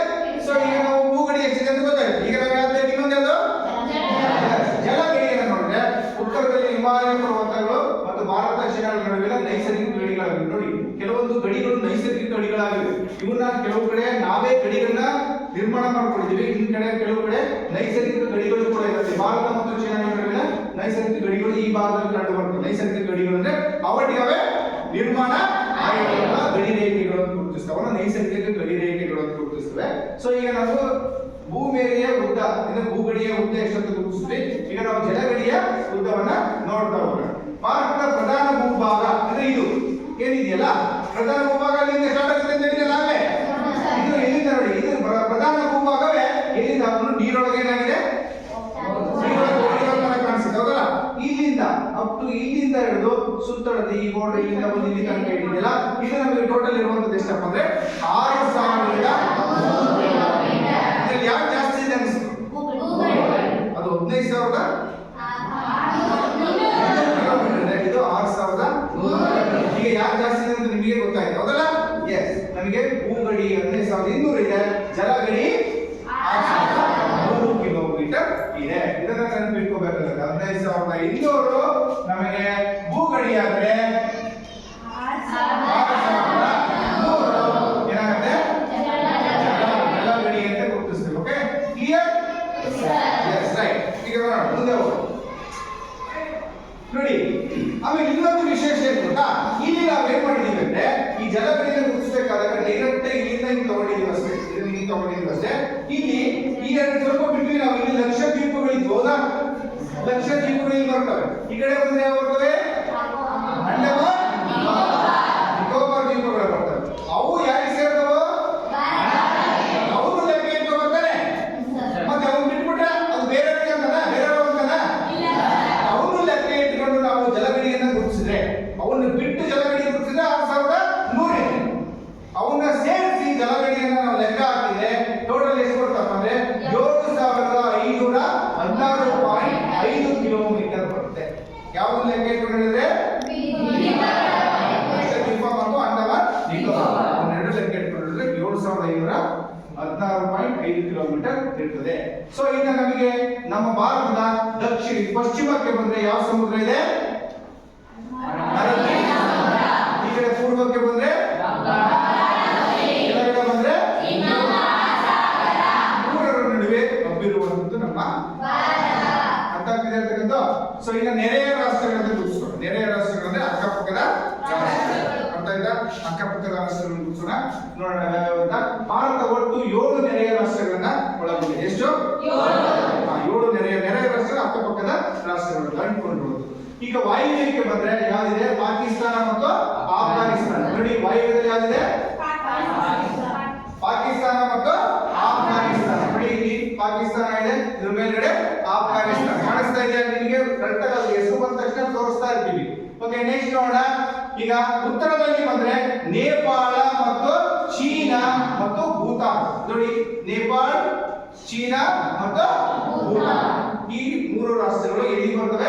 ಉತ್ತರ ದಿಕ್ಕಿನಲ್ಲಿ ಬರ್ತವೆ. ಸ್ವಲ್ಪ ಉತ್ತರದ ಈಶಾನ್ಯ ಬರ್ತವೆ, ಸ್ವಲ್ಪ ಈಶಾನ್ಯ ಭಾಗ ಬರ್ತವೆ. ಕ್ಲಿಯರ್? ಉತ್ತರದಲ್ಲಿ ನೇಪಾಳ ಮತ್ತು ಭೂತಾನ್ ಮತ್ತು ಚೀನಾ. ನಾನು ಇದನ್ನ ಚಟುವಟಿಕೆಯನ್ನ ಕೇಳ್ತೀನಿ. ಭಾರತದ ನೆರೆ ಭೂಪಟವನ್ನು ಬರೆದು ಬರ್ಕೊಳ್ಳಿ. ಭಾರತದ ಭೂಪಟವನ್ನು ಬರೆದು ನೆರೆಹೊರೆಯ ರಾಷ್ಟ್ರಗಳನ್ನ ಗುರುತಿಸಿ. ಭಾರತದ ನೆರೆಹೊರೆಯ ರಾಷ್ಟ್ರಗಳನ್ನ ಭೂಪಟವನ್ನು ಬರೆದು ಗುರುತಿಸಿ. ಬರ್ಕೊಂಡ್ರೆ ಮುಂದೆ ನೋಡಿ. ನೆಕ್ಸ್ಟ್ ನಂತರ ಈ ಕಡೆ ಬಂದ್ರೆ ಪೂರ್ವದಲ್ಲಿ ಈ ಕಡೆ ಬಂದ್ರೆ ನೋಡಿ ಬಾಂಗ್ಲಾದೇಶ ಮತ್ತು ಮಯನ್ಮಾರ್. ಈ ಕಾಣಿಸ್ತಿದೆ, ಎರಡು ಸಂಖ್ಯೆ ಕಾಣಿಸ್ತಿದೆ. ಬಾಂಗ್ಲಾದೇಶ ಕಾಣಿಸ್ತಾ ಇದೆಯಾ? ಈ ಬಾಕ್ಸ್ ಅಲ್ಲಿ ಗ್ಯಾಪ್ ವೈಟ್ ಕಲರ್ ಕಾಣಿಸ್ತಾ ಇದೆ. ಸಂಖ್ಯೆ ಒಳಗಡೆ ಇದು ಬಾಂಗ್ಲಾದೇಶ. ಮಯನ್ಮಾರ್ ಇಲ್ಲಿದೆ, ಮಯನ್ಮಾರ್ ಕಾಣಿಸ್ತಾ ಇದೆಯಲ್ಲ. ಸೊ ಇವು ಮಯನ್ಮಾರ್. ಇವಾಗ ಇನ್ನೊಂದು ದೇಶ ಇದೆ ಯಾವ್ದಪ್ಪ ಅಂದ್ರೆ ಆಗ್ನೇಯಕ್ಕೆ ಬಂದ್ರೆ ಶ್ರೀಲಂಕಾ. ಅರ್ಥ ಆಯ್ತಾ? ಶ್ರೀಲಂಕಾ. ನೋಡಿ, ಈ ಕಡೆ ವಾಯುವ್ಯಕ್ಕೆ ಬಂದ್ರೆ ಪಾಕಿಸ್ತಾನ ಮತ್ತು ಆಫ್ಘಾನಿಸ್ತಾನ, ಉತ್ತರಕ್ಕೆ ಬಂದ್ರೆ ನೇಪಾಳ, ಭೂತಾನ್ ಮತ್ತು ಚೀನಾ, ಇನ್ನ ಪೂರ್ವಕ್ಕೆ ಬಂದ್ರೆ ಬಾಂಗ್ಲಾ ಮತ್ತು ಮಯನ್ಮಾರ್, ಇನ್ನ ಆಗ್ನೇಯಕ್ಕೆ ಬಂದ್ರೆ ಶ್ರೀಲಂಕಾ. ಒಟ್ಟು 7 ರಾಷ್ಟ್ರವನ್ನ 7 ರಾಷ್ಟ್ರದ ಒಳಗೆ 7 ರಾಷ್ಟ್ರಗಳೊಂದಿಗೆ ಗಡಿಯನ್ನ ಹಂಚಿಕೊಂಡಿರುವಂತಹ ದೇಶವೇ ಈ 7 ರಾಷ್ಟ್ರ ಗಡಿಯನ್ನ ಹಂಚಿಕೊಂಡಿದೆ ಭಾರತ. 7 ರಾಷ್ಟ್ರಗಳೊಂದಿಗೆ ಗಡಿಯನ್ನ ಹಂಚಿಕೊಂಡಿದೆ, ಬಾರ್ಡರ್ ಟಚ್ ಆಗಿದೆ ಭಾರತ. ಇನ್ನು ಈ ಕಡೆ ಬಂದ್ರೆ ಯಾವುದೇ ರಾಷ್ಟ್ರಗಳು ಏನಿದೆ ಮತ್ತೆ ನೀರಿದೆ. ಮತ್ತೆ ಯಾವ ರಾಷ್ಟ್ರನೂ ಇಲ್ಲ, ನೀರಿದೆ. ಸೊ ಹೀಗೆ 7 ರಾಷ್ಟ್ರದ ಒಳಭಾಗದಲ್ಲಿ 7 ರಾಷ್ಟ್ರಕ್ಕೆ 7 ರಾಷ್ಟ್ರಗಳೊಂದಿಗೆ ಗಡಿಯನ್ನ ಹಂಚಿಕೊಂಡಿರುವಂತಹ ದೇಶವೇ ಇಷ್ಟು ಈ ಮೊದಲ ಟಾಪಿಕ್ ನಲ್ಲಿ ಬರ್ತಕ್ಕಂಥ ಪ್ರಮುಖ ಅಂಶಗಳು. ಸೊ ಈ ಒಂದು ಅಧ್ಯಾಯದಲ್ಲಿ ನೆರೆಹೊರೆಯ ರಾಷ್ಟ್ರಗಳು, ವಿಸ್ತೀರ್ಣ, ಪ್ರಪಂಚದ ಭೂಪಟದಲ್ಲಿ, ಏಷ್ಯಾ ಖಂಡದಲ್ಲಿ ಭಾರತ ಯಾವ ರೀತಿ ಅಕ್ಷಾಂಶ ರೇಖಾಂಶಗಳ ಮೂಲಕ ಸ್ಥಾನವನ್ನು ಗುರುತಿಸುವಂಥದ್ದು. ಸೊ ಹೀಗೆ ನಾವೇ ನೆರೆಹೊರೆಯ ರಾಷ್ಟ್ರಗಳು ಈ ತರದ ಅನೇಕ ವಿಚಾರಗಳನ್ನ ಈ ಒಂದು ಪಾಠದಲ್ಲಿ ನಾವೇನ್ ಮಾಡಿದೀವಿ, ಇನ್ನು ಉಳಿದಿರುವಂತದ್ದು ಪ್ರಾಕೃತಿಕ ಲಕ್ಷಣಗಳು. ಅದನ್ನ ನಾವು ಮುಂದಿನ ತರಗತಿಯಲ್ಲಿ ಅಧ್ಯಯನವನ್ನ ಮಾಡೋಣ. ಈ ಒಂದು ಚಾಪ್ಟರ್ಗೆ ಸಂಬಂಧಪಟ್ಟಂತೆ ಯಾವುದಾದ್ರೂ ಸಂದೇಶಗಳು, ಅನುಮಾನಗಳು ಅಥವಾ ಏನಾದ್ರು ಪ್ರಶ್ನೆಗಳಿದ್ರೆ ಖಂಡಿತ ಕೇಳಬಹುದು, ಹೇಳಿ. ಅದಕ್ಕೆ ಯಾರಾದ್ರೂ ಗೊತ್ತಿದ್ರೆ ನೀವೇ ಉತ್ತರವನ್ನ ಹೇಳ್ಬೋದು, ಗೊತ್ತಿಲ್ಲದ ಪಕ್ಷದಲ್ಲಿ ನಾನು ಉತ್ತರವನ್ನ ಹೇಳ್ತೀನಿ. ಹೇಳಿ, ಪ್ರಶ್ನೆಗಳು ಯಾವ್ದಾದ್ರು ಕೇಳ್ಬೋದು ಬೇಗ. ಮಹಾ ಅದು ಮುಂದಿನ ಒಂದು ಅಧ್ಯಾಯಕ್ಕೆ ಹೋಗುತ್ತೆ, ಅದು ಮುಂದಿನ ಇದರಲ್ಲಿದೆ. ಮಹಾ ಹಿಮಾಲಯದ ಬಗ್ಗೆ ನಾನು ಪಾಠವನ್ನೇ ಮಾಡಿ. ಓಕೆ, ವಾಯುಮಂಡಲದ ಬಗ್ಗೆ ಏನು ಹೇಳಿದ್ದೀನ, ಅದು ಪ್ರಾಕೃತಿಕ ವಿಭಾಗಗಳಲ್ಲಿ ಬರ್ತದೆ. ಓಕೆ, ನೀವ್ಯಾವ್ದು ಮುಂಚೆ ಓದ್ಕೊಂಡ್ ಬಂದಿದ್ದೀರಾ ಏನಾರ ಪುಸ್ತಕನ, ಅದಕ್ಕೆ ಪ್ರಶ್ನೆಯನ್ನು ಕೇಳ್ತಾ ಇದ್ರು. ಓಕೆ, ನೆಕ್ಸ್ಟ್ ಹೇಳಿ. ಭಾರತವು ಎಷ್ಟು ಭೂಗಡಿಯನ್ನು ಹೊಂದಿದೆ ಮತ್ತು ಎಷ್ಟು ಜಲಗಡಿಯನ್ನು ಹೊಂದಿದೆ? Yes, very good. ಭಾರತದ ಒಟ್ಟು ಭೂಗಡಿಯ ಉದ್ದ ಎಷ್ಟು ಮತ್ತು ಜಲಗಡಿಯ ಉದ್ದ ಎಷ್ಟು? ಯಾರು ಹೇಳ್ತೀರಿ? ಭೂಗಡಿ 15,200 ಹೊಂದಿದೆ. Very good. ಜಲಗಡಿ 6,100. 6,100. Very good. ಟೋಟಲ್ ಆಗಿ ಹಾಗಾದ್ರೆ ಲಕ್ಷದ್ವೀಪ ಮತ್ತು ಅಂಡಮಾನ್ ನಿಕೋಬಾರ್ ಸೇರಿಸಿದ್ರೆ ಎಷ್ಟಾಗುತ್ತೆ? 75 ಅಲ್ಲ, 7,516. ಇದು ಅಷ್ಟು ಲಕ್ಷದ್ವೀಪ, ಇದು ದ್ವೀಪಗಳನ್ನ ಲೆಕ್ಕ ಇಟ್ಕೊಂಡು ಬರೋದು. ಬಟ್ ದ್ವೀಪ ಬಿಟ್ಟು ನಮ್ಮಲ್ಲಿ ದ್ವೀಪ ಬಿಟ್ಟೆ ಹೇಳ್ತಾರೆ. ಸೊ ದ್ವೀಪವನ್ನು ಸೇರಿ, ಅದು ನಿಮ್ಗೆ ಗೊತ್ತಿರಲಿ, ದ್ವೀಪವನ್ನು ಸೇರಿಸಿದ್ರೆ 7,000 ಚಿತ್ರ ಆಗುತ್ತೆ, 7,500 ಚಿತ್ರ ಆಗುತ್ತೆ. ಓಕೆ, 7,516 ರೂಪಾಯಿ 5 ಆಗುತ್ತೆ. Clear? Yes, very good. Next question. ಪರ್ಯಾಯ ದ್ವೀಪ ಎಂದರೆ ಹೇಳಿ ನೋಡೋಣ.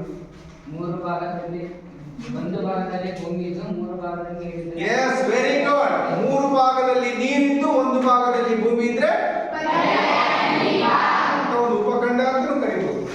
ಓಕೆ, ಎಸ್, ನಮ್ಮ ಉಪಖಂಡ ಅಂತ ಭಾರತ ಕರೀತಾರೆ. ಯಾಕೆಂದ್ರೆ ನಮ್ಮಲ್ಲಿ ವಿವಿಧ ದೇಶಗಳಿದ್ದಾವೆ, ವಿವಿಧ ಜಾತಿಗಳಿದ್ದಾವೆ, ಧರ್ಮಗಳಿದ್ದಾವೆ. ಎಲ್ಲಾ ವಿವಿಧ ಜಾತಿ ಧರ್ಮಗಳಿದ್ರು ನಾವೆಲ್ಲ ಒಂದಾಗಿ ಏನ್ ಮಾಡ್ತಾ ಇದೀವಿ, ಜೀವನವನ್ನ. ಅದಕ್ಕೆ ನಾವು ಉಪಖಂಡ ಅಂತ ಕರೀಬಹುದು, ಅಥವಾ ವಿವಿಧತೆಯಲ್ಲಿ ಏಕತೆಯನ್ನು ಒಳಗೊಂಡಿರುವ ರಾಷ್ಟ್ರ ಅಂತ. ಕ್ಲಿಯರ್? ಎಸ್, ಮುಂದೆ.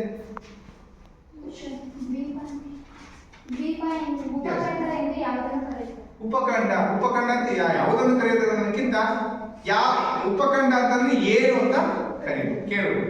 ಓಕೆ, ಉಪಖಂಡ ಅಂದ್ರೆ ಈ ತರ ನಾನು ಹೇಳಿದೆ, 3 ಕಡೆ ನೀರಿದ್ದು